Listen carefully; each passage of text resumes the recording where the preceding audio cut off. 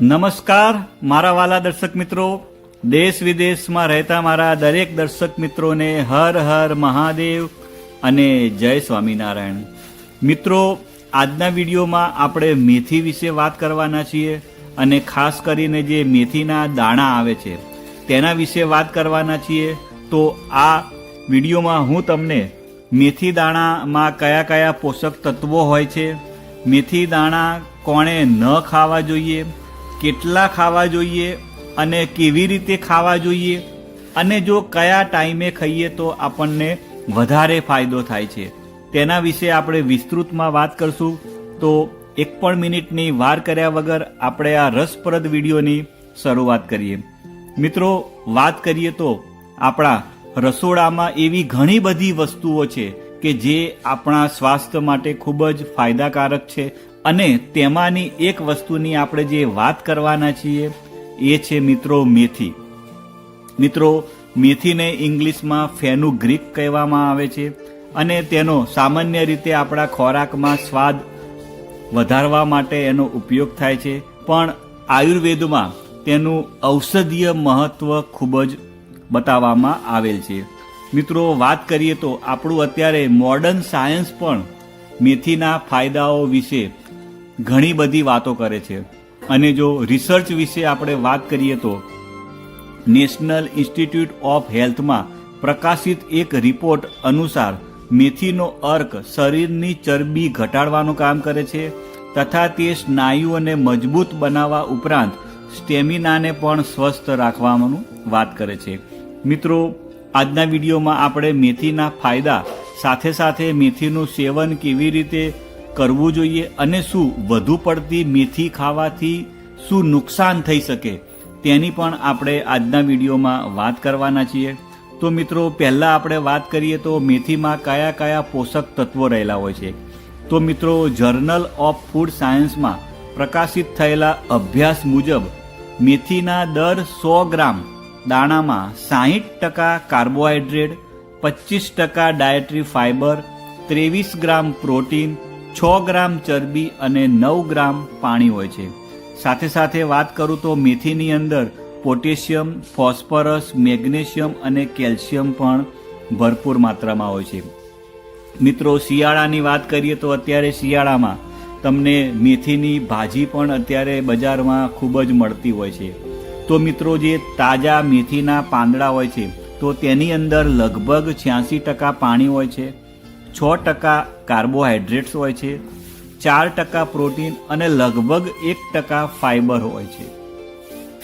મિત્રો, જો આપણે 100 ગ્રામ મેથીના દાણાના પોષણ મૂલ્યની વાત કરીએ તો તેમાં કીધું એ પ્રમાણે કેલરી 323 કિલો કેલરી હોય છે, ફેટ 6.41 ગ્રામ, કાર્બોહાઈડ્રેટ્સ 58.35 ગ્રામ અને પ્રોટીન 23 ગ્રામ હોય છે. મિત્રો, વાત કરું તો તેની અંદર પોટેશિયમ 770 મિલીગ્રામ હોય છે, આયરન 33.53 મિલીગ્રામ, કેલ્શિયમ 176 મિલીગ્રામ અને સોડિયમ 67 મિલીગ્રામ જેટલું હોય છે. મિત્રો, હવે વાત કરીએ કે જો તમે દરરોજ સવારે પલાળેલી મેથીના દાણા ખાશો તો તમે ઘણી બધી બીમારીઓથી બચી શકો છો. અને આપણે વિગતવાર વાત કરીએ તો તે ડાયાબિટીસમાં ફાયદાકારક છે. મિત્રો, મેથીના દાણામાં ઓછો ગ્લાયસેમિક ઇન્ડેક્સ હોય છે જે બ્લડ સુગર લેવલને નિયંત્રિત કરવામાં મદદ કરે છે. જે લોકોને ડાયાબિટીસની સમસ્યા હોય તેમણે પોતાના આહારમાં મેથીનો સમાવેશ કરવો જોઈએ. મિત્રો, મેથીના પાન, પાવડર અને બીજ ત્રણેય ડાયાબિટીસના દર્દીઓ માટે ફાયદાકારક છે. આ સિવાય વાત કરીએ તો મેથીના દાણા કોલેસ્ટ્રોલ લેવલને પણ કંટ્રોલ કરવામાં મદદ કરે છે. મિત્રો, મેથી વજન ઘટાડવામાં પણ મદદરૂપ થાય છે. એની પાછળનું કારણ એ છે કે મેથીના દાણામાં દ્રાવ્ય ફાઇબર હોય છે જેનાથી પેટ ભરેલું લાગે છે, તે ભૂખ ઘટાડવાનું કામ કરે છે અને ચયાપચયમાં સુધારો કરે છે. તે કેલરી બર્ન કરવામાં મદદ કરે છે. જે લોકો વજન ઘટાડવા માગે છે તો તે લોકો તેમના રોજિંદા આહારમાં મેથીનો સમાવેશ કરવો જોઈએ. મિત્રો, મેથી એ આંતરડાને સ્વસ્થ અને મજબૂત રાખવાનું કામ કરે છે.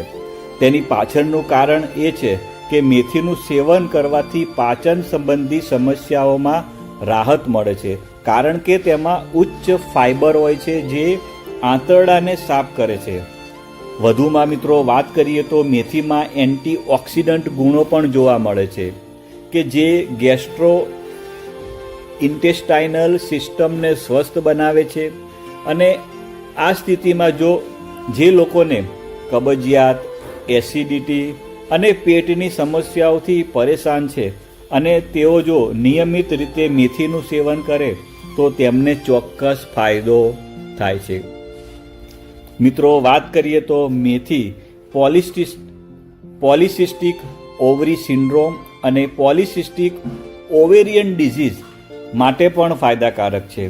મિત્રો મેથી અનિયમિત માસિક ધર્મ, પીરિયડ્સ દરમિયાન વધુ પડતો દુખાવો, ચહેરા પર અનિચ્છનીય વાળ, ખીલ તથા તણાવ જેવી સમસ્યાઓથી રાહત આપવાનું કામ કરે છે.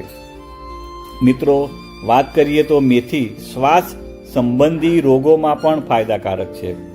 મિત્રો જાણીતા medical journal allergy, asthma and clinical ઇમ્યુનોલોજીમાં પ્રકાશિત થયેલા અભ્યાસ અનુસાર મેથીના દાણા અસ્થમાના દર્દીઓ માટે ફાયદાકારક છે. મિત્રો બીજી વાત કરીએ તો international journal of pharmaceutical science review and રિસર્ચમાં પ્રકાશિત થયેલા અભ્યાસ મુજબ મેથીમાં લાળ સાફ કરવાના ગુણો છે. આ સિવાય મેથી ઘણી બધી પરિસ્થિતિઓમાં ફાયદાકારક છે.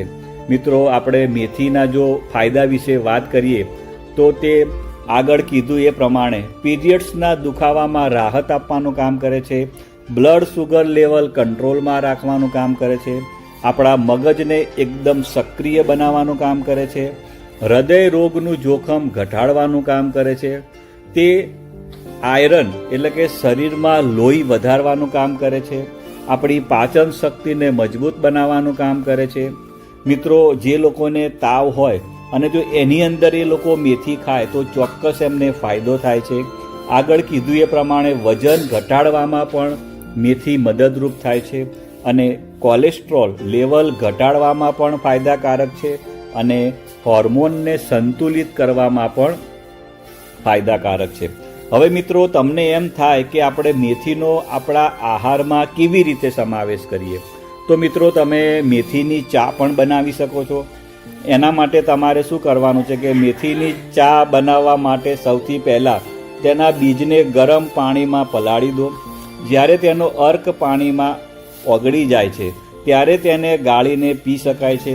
તમે સ્વાદ માટે તેમાં થોડું મીઠું પણ ઉમેરી શકો છો. મિત્રો તમે ફણગાવેલી મેથી પણ ખાઈ શકો છો. એના માટે તમારે મેથીના દાણાને આખી રાત પલાળી રાખો. આ પછી તેમને ધોઈ લો અને પછી સુતરાઉ કપડાથી બાંધી દો. બીજા દિવસે મેથીના ફણગા ફૂટશે. ફણગાવેલી મેથી સવારે ખાલી પેટે ખાઈ શકાય છે. આ સિવાય તેને સલાડ અને સેન્ડવિચમાં પણ ઉમેરીને ખાઈ શકાય છે. મિત્રો તમે મેથીનું પાણી પણ પી શકો છો.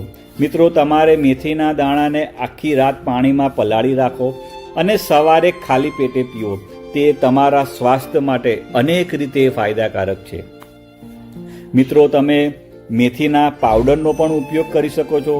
તમે મેથીના દાણાને બારીક પીસીને તેનો પાવડર બનાવી લો અને તેને તમારા ભોજન અથવા દહીંમાં મિક્સ કરીને ખાઓ. તે તમને ખૂબ જ ફાયદો આપશે. ઘણા લોકો મેથીનો સૂપ પણ પીતા હોય છે. મિત્રો તમારી પસંદગીના શાકભાજી સાથે મેથીના દાણાને ઉકાળીને સૂપ તૈયાર કરો અને તેમાં થોડું મીઠું નાખીને પણ તમે પી શકો છો. મિત્રો વાત કરીએ તો હવે વધુ પડતી મેથી ખાવાથી કોઈ નુકસાન થાય ખરું? તો મિત્રો એનો જવાબ છે કે જો વધુ પડતી મેથીનું જો સેવન કરવામાં આવે તો પાચન સંબંધી સમસ્યાઓ થઈ શકે છે, કારણ કે તેમાં ફાઇબરનું પ્રમાણ વધુ હોય છે. મિત્રો વાત કરીએ તો જો તમે વધુ પડતી મેથી ખાઓ છો તો મેથીનો ગુણ ગરમ હોય છે, જેના કારણે શ્વાસ લેવામાં તકલીફ પડી શકે છે. પેટ સંબંધિત સમસ્યાઓ જેમ કે ઝાડા, ઉબકા અને ઉલટી પણ થઈ શકે છે. કેટલાક લોકોને મેથીથી એલર્જી પણ હોઈ શકે છે.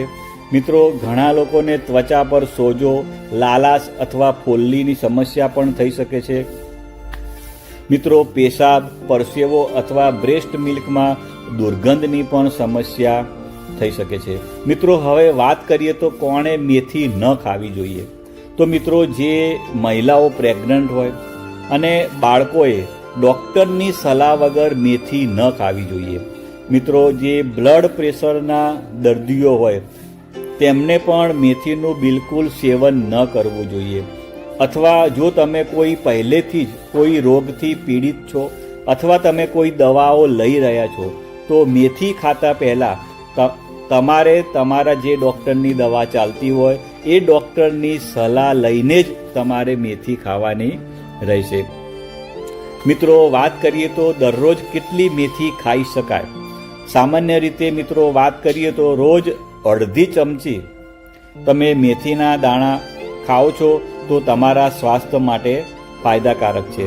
જો કે તેની માત્રા ઉંમર, વજન અને સ્વાસ્થ્યના આધારે બદલાઈ શકે છે. તેથી તેને નિયમિતપણે ખાતા પહેલાં ડૉક્ટરની સલાહ અવશ્ય લેવી જોઈએ. મિત્રો, મને વિશ્વાસ છે કે આ વિડીયોના માધ્યમથી તમે કંઈક નવું શીખ્યા હશો, જાણ્યા હશો. અને જો તમને મારો વિડીયો સારો લાગ્યો હોય તો લાઈક કરજો અને તમારા બીજા મિત્રોને પણ શેર કરજો. આવજો મિત્રો, બાય બાય, આવજો.